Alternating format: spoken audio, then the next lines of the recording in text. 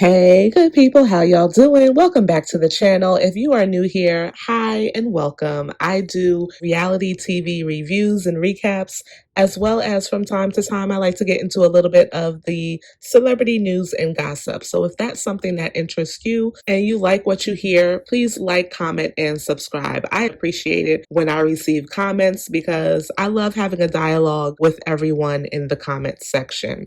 Today, I'm going to be giving you all my review on Married at First Sight, Season 16, Episode 2, Runaway Groom. Just to give you guys a little recap from last week. Last week, we were set to see Kirsten and Shaquille, I call him Shaq, get married. Right before Kirsten walked down the aisle, her bridesmaids asked her physically what kind of guy was she interested in. They mentioned if the guy was bald, how would she feel? She said she really prefers men that have low haircuts. If you guys have seen Shaq, then you know that Shaq is a baldy. I personally do not feel like Kirsten is going to like Shaquille, and I think we see in this episode that I was kind of right, but we have to wait for the rest of the season to play out. She did also mention to her bridesmaids that if she's not really feeling him, if she's not attracted to him, she is not going to allow him to kiss her on the lips. So now we're at the part where we've all been waiting for. They are about to kiss. We need to know, Kirsten, are you going to kiss this man on the lips? Or is he going to be kissing you on the cheek?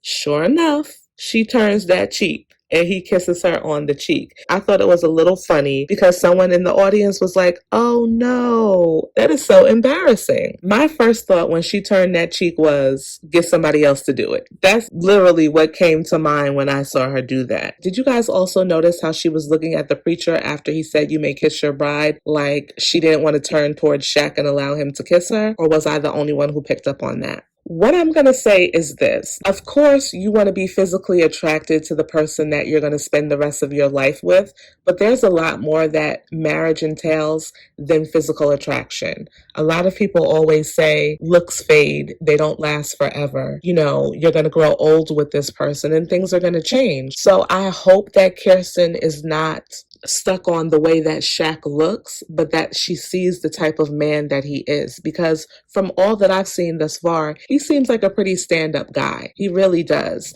And I feel like if she were to give him a chance, a real chance, like she said she would in her vows, then perhaps they'll stay married. You guys let me know what you think about that. Let me know what you thought about her reaction to him at the altar, turning that cheek, like get somebody else to do it. I want to hear what your opinion of all of that was. I thought it was so sweet that his take on her not allowing him to kiss her on the lips, but kiss her on the cheek, was that she's a woman who has boundaries and that she was different than perhaps some of the other women that he dated in the past. If that's what he has to tell himself to get through the first stages of this marriage with her, then I think that that's a great positive outlook to have. So now they're sitting down talking to one another, and he's telling her about his career and basically trying to give her a little brief synopsis of who he is. And he mentions that he was in this car accident. If you guys don't know, his family, his mother and his siblings were ejected from their car due to a drunk driver. And he mentions something about what year it was and how old he was. And just that quick, she's like, okay,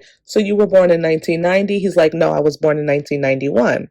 In her confessional, she says, so there's already 2 strikes. 1, he's younger than me. And 2, he's bald. So already, of course, she's judging him. We already know that Kirsten is very picky, so I'm not surprised by this at all. The positives that she sees in him thus far is that he has pretty teeth and his personality definitely outweighs his external looks. Girl, don't get caught up on those external looks, okay? Don't do it. To me, Shaq is not bad looking, but everyone has their own type. And clearly, if she saw him outside somewhere, she would not be like, oh, let me talk to him. We'll have to see how this union between the 2 of them plays out. In the next scene, Gina and Clint are both going to pick out for Gina her dress and for Clint his suit. I have to tell you, Clint looks really nice in a suit. He kind of gives me Bradley Cooper vibes. Let me know if you guys think he looks like Bradley Cooper, because he does to me. I feel like his friends are so different. He's got the one friend who's kind of like blue collar, sits at a desk and works all day. The other one is his preppy, outgoing friend. And then the last friend that's there, he's kind of like this random Crocodile Dundee type of guy, like such a weird mix. Over with Gina, the first dress that she tries on was really nice, but I do agree with her. It's the type of dress that you wear to an event, not the type of dress that you wear to get married in. It was very plain, but very elegant. I think for her, any dress that she puts on, she's going to own the dress and it's going to look really good on her. As I mentioned earlier, Clint does look really nice in a suit, but something about that second grayish suit that he picked, definitely for me, based upon what we've already seen from him, really matches his personality. So Clint says something interesting to his friends. He says that he likes the concept of waking up to someone, but like his friend said, concept and reality are two different things. Listen, everybody likes the concept of being with someone, right? We all, at the end of the day, want to be accepted by someone, whether that's in a friendship or in a relationship. So I get it, but there's a lot more to marriage than just waking up next to someone and doing fun things with. Marriage is a lot of hard work. And I feel like sometimes with Married at First Sight, with these people that come on the show, they don't realize how hard the work really is. And they obviously heavily rely on the experts to pick out the best person for them that matches all the criteria that they have. But at the end of the day, no one is perfect. There's just not. Like, I can't say, oh my God, my husband is perfect. He meets everything that I think a husband should be. No, marriage is a lot of give and take, and you have to work with what you have. That's just what it is. It's a lot of hard work, and I feel like a lot of times, like I said, these people don't realize how hard it is to get two people who are very different to have something wonderful like a good marriage. Over with Gina, her mother says that she's a giver and a lover, and she just hopes that the man that they've chosen for her is like that for her daughter, which I can totally understand. To me, the fact that production kept what her mother said in there like that kind of makes me a little on the fence. I really like Clint and Gina together. I'm just hoping, like her mom is hoping, that he does not take advantage of this really successful woman. And that's not to say that Clint is not successful. I just don't know exactly what he does. Okay, I don't know. Next up is Nicole and Chris. I think I really like Nicole. Nicole is a fellow either New Yorker like myself, or she's from New Jersey. She's between one of those states, okay, because she has the accent and everything else. I think that she is fun and outgoing. I find her to be a trip. I really do. For me personally, I would not be sharing that I'm dripping between my legs, but that's what she decided to share on camera in front of millions of people. And I feel like that's just a part of her that's just really comfortable with who she is. When she went dress shopping and her mother said to her, "Would you consider trying this dress on?" And Nicole said, "I would not, but thank you for asking." I don't know why I found that funny, but I found that to be hilarious. Just the way that she said it and how sincere her mom was. It's kind of like her mom knew that she probably would not go for that type of dress, but she delicately asked her, would you consider this? And she was like, no, but thank you for asking. It's just like, I don't know why that made me laugh, but it did. Nicole feels like her personality might scare her husband. I don't feel like her personality is really going to scare Chris. If anything, I'm hoping that because he's such a chill and cool guy, it will really make him open up a lot more to her. But it will be interesting to see how he handles her. That first suit that Chris tried on was giving me office holiday party vibes. I was like, absolutely not, sir. I'm glad he did not go with that one. The second suit that Chris chose, I felt like it was really nice for him. I feel like during this episode, you see that the guys really pick out suits that represent them well. I obviously do not know Chris, but I do feel like that suit seemed to match the type of person that he is. Now, with Nicole, I really did not care for the dress that she chose, but if she loves it, it's all right with me. I love the advice that her mom gave her of just being open to what she sees on the other end of the aisle. Her mom is telling her, girl, don't get caught up in the way the person looks. Get to know them and the rest will fall in place. Nicole said that she's not trying to think of what her husband might look like. She just wants to get to know him and his heart, and she'll get to know his whole body as well. I said, well, okay, Nicole. Tell us how you really feel, girl. Chris, you really do have your hands full, but I think you can handle her. Next up is Aris and Jasmine. Jasmine's family asked her what she's looking for, like what kind of body type and everything else. And Jasmine says, I just want him to look like he's seen a gym before. Okay, that's the only thing I'm really concerned about. For Aris, in his head, he has this perfect picture of his wife walking down the aisle. I'm hoping that Jasmine meets his expectations because I think that they would make a really cute couple. As far as Jasmine's dress is concerned, the first dress that she chose from the waist up, it was really nice. But like her family said, I didn't really think that that was the dress for her. Aris, on the other hand, his first suit is kind of like a purple plumish kind of color suit. And it really did look nice on him, but he felt like he's more of a black and white kind of guy. So he went with a black and white tux. In his confessional, he talks about how his dad died when he was just 11 years old, and he questioned whether or not he himself could be a leader because he obviously did not have that in his household from a male perspective. He's saying that he's leaving his F-boy days in the past and that he is going to enjoy the nasty, enjoyable process of making love to his wife. I said, oh my God. Now we already know Miss Jasmine is a little timid when it comes to the bedroom, or so she says. I don't think that. I think she's just putting on for the cameras. She's going to be down with the get down as it relates to him.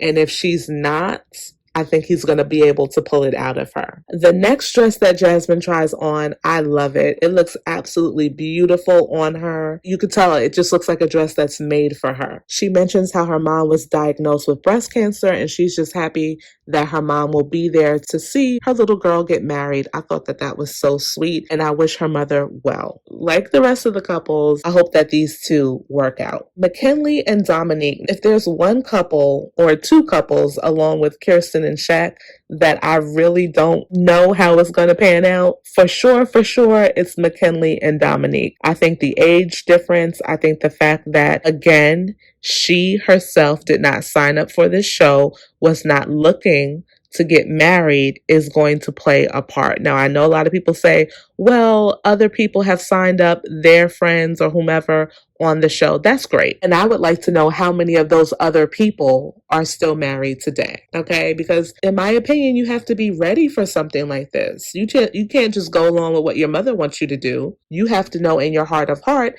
that this is the right decision for you. For Mackinley's first choice in the suit, it was really nice. He's another one. These guys really clean up nice wearing suits. He says that he can't wait to have someone tag along and do stuff with. For me, with Mackinley, I'm not sure about him. One of his friends asked if he was going to stay in Tennessee. Now, he's originally from Detroit, and I think he's been in Tennessee for about 4 months now. So he has not made Tennessee his permanent home, nor does he have a home there in Tennessee. He's literally living with his friend's parents. His response was kind of shaky, like he didn't know as well. So do you think that you're going to marry someone and this person is just going to uproot their life and move to your home state of Michigan? I don't think that's going to work. Okay. And we already see how close Domynique and her mom are. If you guys do not know, she calls her mom all the time. They talk all the time. They have a very close relationship. Her mother is a single mom. They're very close. So I don't see him pulling her to Michigan. I just don't. So to me, that is a red flag as it relates to Mackinley. Domynique, it seems like a very simple girl. The first dress that she tried on, she loved it and said, this is the dress for her. I feel like her mother loves it a lot more than she does. Mama broke down in some tears, okay? It is the day of Nicole and Chris's wedding. I love Nicole's mom. She was ready for that champagne. Nicole was like, hold on, mom. Yours is coming. Relax. Her mom was giving me, girl, shut up and pour my drink, okay? My nerves is bad. It's bad. I just got a good kick out of that. Her mom does advise her to get to know her husband before they consummate the marriage. I think that that's great advice. Take it slow, get to know him. Nicole, with her fast self, is talking about, well, should I at least try to get to know what he's working with? I said, girl, you'll see. I'm sure you will see. I love when the couples send each other gifts before they walk down the aisle. For Nicole, she really got choked up over the necklace that he sent her. Just so happens that she was not wearing a necklace, so it was perfect for her. I thought that that was so beautiful. Over in the suite with Chris, his friends are joking that he should do an impersonation. Now, Chris does Arnold Schwarzenegger, Morgan Freeman, different impersonations of people. And I said, Chris, don't do that to your wife on your wedding day. Don't do it. So at the altar, my first thoughts are they seem to be attracted to one another. I thought it was really funny that she thought his name would be Chris, and of course it is. And he thought her name would be Nicole, and of course it is. So I feel like they're already at a good start. I really have a good feeling about these two. They kissed on the lips, and I was like, "Aw, that's so sweet. They really seem attracted to each other." Now it's Clint and Gina's wedding day, and did y'all see Clint's father? I thought Clint's father was a friend. He looks that young to me. Clint mentions that he slept with 65 partners, and that gave me pause for concern.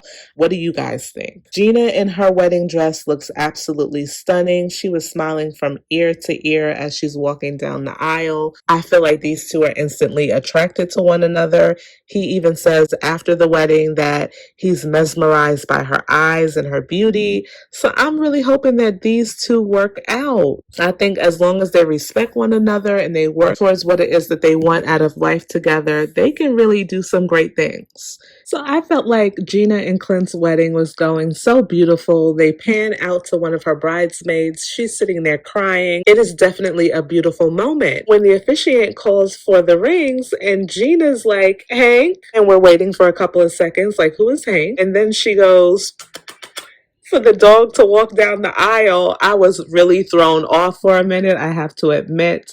But it was so cute that she did include Hank, her dog, in their wedding. And to be honest, Clint did not seem really fazed by that. He gravitated towards the dog really well. So hopefully he's okay with her having a dog. As these two are talking in the back, they discover that they both live in the same apartment complex. How were the producers at Married at First Sight able to pull that off? And I'm wondering, have these two met before? What are the chances that you're going to be matched with someone in the same apartment building as you? That's crazy to me. And if I'm not mistaken, this is a Married at First Sight first. You guys let me know what you thought about this episode. Next week, we'll be seeing Aris and Jasmine get married, as well as Domynique and Mackinley. As I stated before, drop some comments down below and let me know what you feel about this episode. And I'll see you in my next one. Bye-bye.